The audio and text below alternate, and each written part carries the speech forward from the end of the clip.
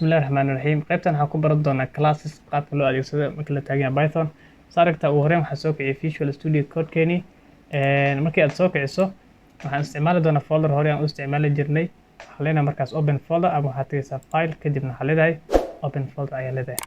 inta markaas samee waxaan soo doonaa folderkii hore oo isticmaalaysay tusaale ahaan waxaan soo dooran kartaa desktop-ka meesha markaad adiga jeceshahay kadibna waxaa leedahay okay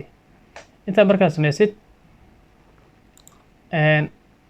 saarigtaanba waxaa noo soo muuqday marka waa cashirkeeni noogu dambeeyey balse waxaan rabnaa mid cusub inaan furano sidaas daraaddeed waxaa leenahay calaamadaas ayaa click leenahay kadibna waxaan meeshaan taabanaa qaybtan ay ku qoran tahay new file waxaan u bixinaynaa markaasi title-ka maanta isticmaalayno ah class kadibna waxaa raacinaynaa .py taas macnaheedu tahay extension-ka lagu yaqaano Python okay intaa markaad sameysid waxaan iska xiraa qaybtan anigoo taabanaya calaamadaas click siinaya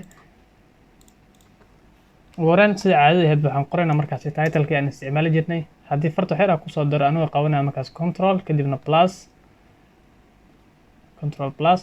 waxaan qorayaa title-keeni hore title-keeni caadiga ahay title-ka isticmaali doona maanta waa ka ugu hore waxaan usoo baranay functions ayaa soo baranay maanta waxaan baranay classes way iska ag dhow yihiin balse waxyaabo farqi yar ayaa jiro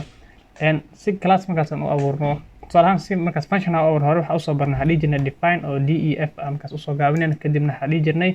function name-ka oo wuxuu doono ha ahaado qaabkaas ayaa samayn jirnay class waxba kama duwana waxaa leedahay asigana class ayaa leedahay kadibna waxaa sheegaysaa functionka magaciisa tusaale ahaan waxaa iska leenahay magac caadi aan isaga qoraynaa tusaale ahaan functionkan waxaa leenahay name cafan aan classkan waxaa bixinay name ayaan bixinaynaa kadib waxaa leenahay labadaas dhibcood colonka ah inta markaa dhahday qaybtan waxaan ku abuurnaa la yiraahdo methods classka gudihiisa wuxuu leeyahay loo yaqaan methods marka methods qaabka u qeexmo methods aan ku sheegay waa functions oo caadi ah balse markii classka gudihiisa ay ku jiraan waxaa loo yaqaan methods ayaa loo yaqaan marka ay classka ka baxsayeen waxaa loo yaqaan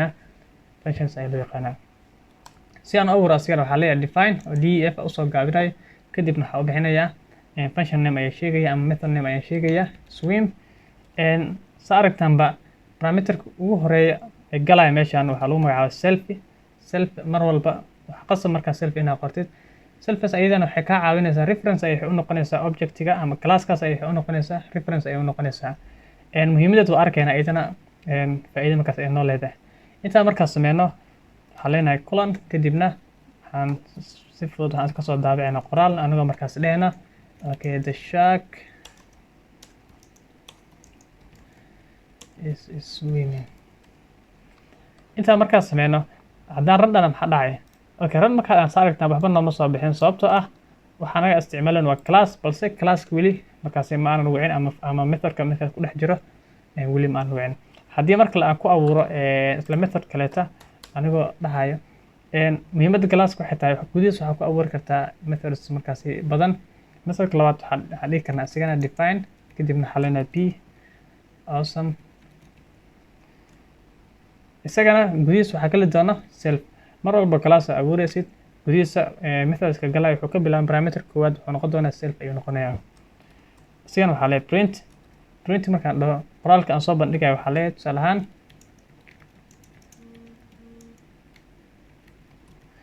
qoraalka markaas adiga meeshaas aad ku qoraysid waxaa doonta ay ku qori kartaa muhiima marka qoraalka aniga qoray inaad adigana qorto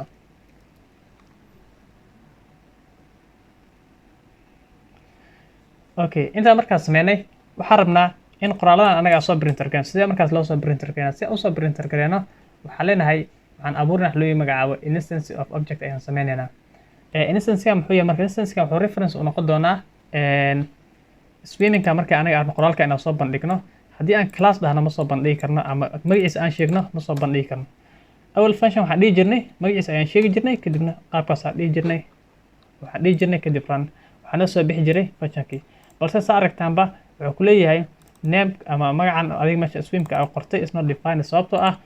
waxa aad ka baxday markaasi bloggii classka gudihiisa ayaad ka baxday sidaas daraaddeed waxaa u baahan tahay wax loo yaqaan instancegaas waxaa abuuraysaa sa aragtaan variable iska caadi ah waxaan u bixinayaa tusaalaan magac axmed ayaa iska leeyahay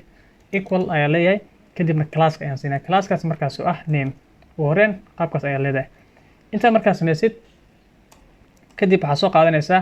axmedka ayaa leedahay kadib dot ayaa sheegaysaa tusaale ahaan dirtaan waxaan classkan guud ahaanba wuxuu la mid yahay ama waxaan ku shubnay instancegan oo lagu magacaabo Axmed ayaa ku shubnay aragtaanba intaanba wuxuu la mid yahay Axmed ayaa ku shubnay kadib waxaan dhigi karnaa markaas Axmed dot swim Axmed dot be awesome qaabkaas markaas u leenahay okay Axmed markaan waxaan ka bilaabeynaa swim ayaan ka bilaabeynaa hadda waxaan leenahay markaasi run ayaa leenahay run markaan waxaan noo soo bax meeshan aragtaan waxaan noo soo baxay dashag swim inaan noo soo baxay sababtoo ah waxa waan anaga oo kaliya methodka ugu horeeya oo kaliya ayaan waanay balse ma wacin markaa kan xiga sida u wici karnaa sidaas la mid asigana waxaan leenahay Axmed kadibna waxaan leenahay be awesome sidoo waxaan leenahay run haddii aan iska tirno qoraalkan saa u aragno soo baxayo run markaan waxaan noo soo baxay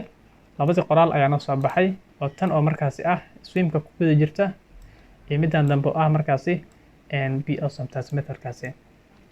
saa aragtaan kalaaska aad ayuu sahlan yahay gudihiisa waxaad ku abuuri kartaa intii markaas adiga jeceshahay 20 30 wixii markaas adiga jeceshahay oo methods ayaad ku abuuri kartaa kan markuu banaanka taagayan waxaan kusoo sheegnay qaabkan uu yahay waxaan u qaadanay anaga function ayaa dhahnaa balse markii gudahaas aan ku qoreyno waxaan leenahay methodkaas markaasi asigana waa special kind of function way oo kalaaska gudihiisa markaasi lagu dhex abuurayo okay mar walba waxaa leedahay markaas instance ay abuuraysa kan waxaa ku magacaabaa instanceas waxaa leenahay markaasi calaaskii ayaan markaasi tusaynaa ama aan la mid barbar dhigaynaa kadibna waxaan soo qaadanaynaa instance kadib waxaan raacinaynaa methodska midka markaas anaga aan rabno okay tusaalaha labaad aan isticmaali doono waxaa lagu magacaabaa constructor method qaabka loo isticmaalo asigana qaabka loo isticmaalaa haddii aan iska tirno tan waxaa leenahay tusaale ahaan class ayaan abuuraynaa classkan automatic asiga ii dhamaystiray balse ma rabo inaan dhamaystiro caadi aan qoraa waxaa leeyahay class kadibna classkan waxaa u bixinaya magaca markaas aniga tusaale ahaan shark ayaa iska leeyahay waxaad doonta ay ku qori kartaa muhiima taa okay mid kaleetan ogsoonow class walba marka adiga abuuraysid waxaa qurux badan markaas inaad ka bilaawdid capital small ka bilaawi kartaa balse waxaa qurux badan inaad ka bilaawdid capital intaa markaas samaysid wax cusub ayaan meeshan ku baranaa qaybtan method kale waxaan abuuraynaa method kaleeta oo lagu magacaabsayna constructor method asigana muxuu yahay marka hore qorana waxaa leenahay define kadibna waxaan isticmaalaynaa calaamadaasi oo underscore-ka oo double underscore kadibna waxaa leenahay init kadib double underscore haddana kadibna waxaan gudihiisa gelinaa selfie mar walba waxaan soo sheegnay markaasi methodka isticmaalaysid waxa ugu horeeya argumentiga meeshaas ugu horeeya u qaadanaya wuxuu noqonayaa marka self ayuu noqonayaa kadibna waxaa leenahay print soo printer garaysaa okay this is the constructor method okay qoraalkan iska tirno kadibna waxaan sameynaynaa kaliya waxaa wacaynaa classka kii hore iyo kan waxay ku kala duwanaa aragna markaasi classka ayaan wacaynaa kan markaan ran dhahna waxaa dhacay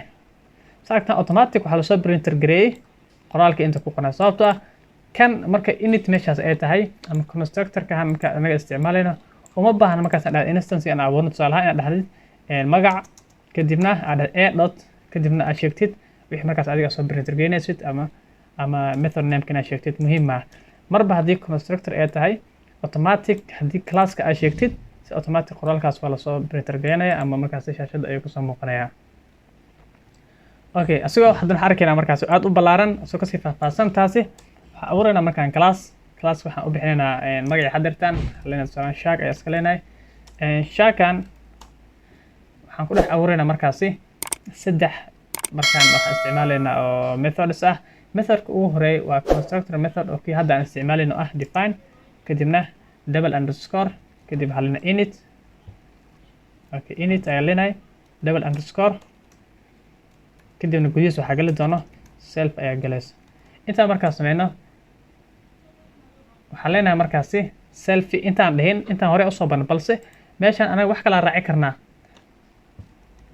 okay parameter kaleeto uu qaadanaya markaas waxaan leenahay name magacan raaci hore waxaan u sheegnay selfie ayaan kusoo qornay balse selfie waa qasab mar walba inaad selfie markaasi ku qortid maadaama reference uu noqon doonto objectiga balse markaan waxaan raacnay name waxaan rabnaa inaan baas gareeno wax lagu magacaabo name inaan baas gareeno okay kadibna maxaan sameynaynaa waxaan leenahay self kadibna waxaan leenahay dot name okay dot name meeshaan ma dhihi kartid name oo kaliya ma dhihi kartid sababtoo ah maadaama class gudihiisa ku jirtid waxaa qasbantahay mar walba inaad self ka bilaawdid waxaa leedahay self ayaa leedahay kadib waxaa sheegaysaa dot name ayaa leedahay wuxuu la mid yahay name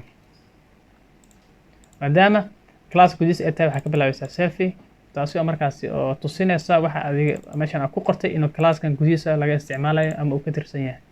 okay inta markaa sameeyo method kale ayaa abuuraya method kale muxuu yahay asigana waxaa leeyahay define swim asigana muxuu ka bilaabanayaa mar walba muxuu qaadanayaa self ayuu qaadanayaa okay asigana waxaa soo printer geysaa leeyahay self dot name hore waxa usoo baranay markii magacana soo bandhigayno waxaa dhijino kaliya name balse maadaama class isticmaaleen waxaa ka bilaabaynaa self kadib waxaa leeyahay dot kadib waxaa sheegaysaa name ayaa leedahay kadib waxaa raacinayna plus qoraalkii markaas anaga aan rabnay inaan soo bandhigno swimming okay midka labaad oo anaga soo bandhiga isna wuxuu noqon doonaa okay p okay data iska soo qaadanayna markaasi okay isna wuxuu qaadanayaa self ayuu qaadanayaa asina print ayaan ku sameynaynaa self dot name kadib waxaa leeyahay plus waxaan raacinayna asigana spinky awesome okay intaa markaa taaganahay waxaan sameynaynaa markaasi midka koowaad maadaama meeshaan oo anaga laba shay oo wax anaga baasgareyn rabno waxaan sheegaynaa wixii la baasgareyn lahaa meeshaan hoos ku cadeynaynaa tusaalahan waxaan leenahay okay axmed ayaa leenahay kadib waxaan leenahay equal asigana shark mar walba classka ayaa markaasi waxaa ku awoodaya instantigi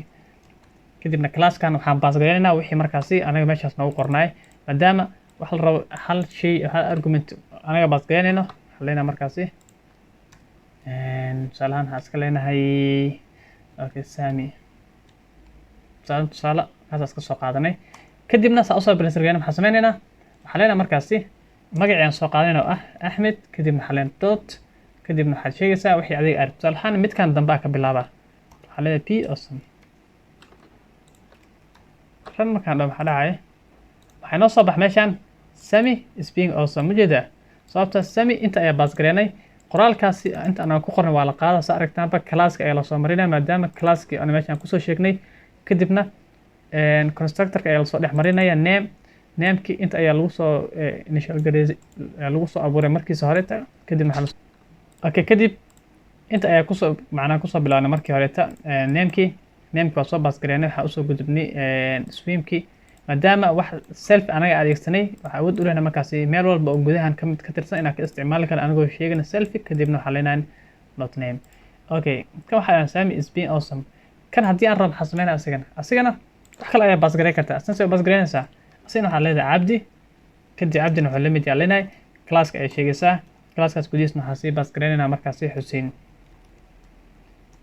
kadibna waxaa leenahay usoo bandhigno cabdi ayaa sheegaynaa kadibna waxaan leenahay functionka ama methodka markaas anaga arabna ayaan sheegaynaa oo ah swim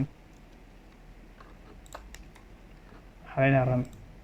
run markaan waxaa noo soo baxay labaa noo soo sababta midka koowaad waxaa qoran sami is being awesome sababta kan classkan marka hore waxaa soo baasgareynay sami intaas ayaa noo soo baasgareysay kan xiga markaasi class kale haddana waxaa baasgareynay xuseen ayaa lasoo baasgareeyey anagoo markaas isticmaalayno midkan swimka isticmaalayno kadib swim markii magacii lasoo baasgareeyey ahaa xuseen kadibna la raaciyey awesome qaabkaas ayaa markaas usoo printer gareynay qaybtan classeska inta ayaa ku jeedinayna fadlan haddii video ku caawiyey ama aad ka heshay subscribe like comment intaba sameey asxaabtaada la share garaya markaas si ayagana ugu faa'iidaystaan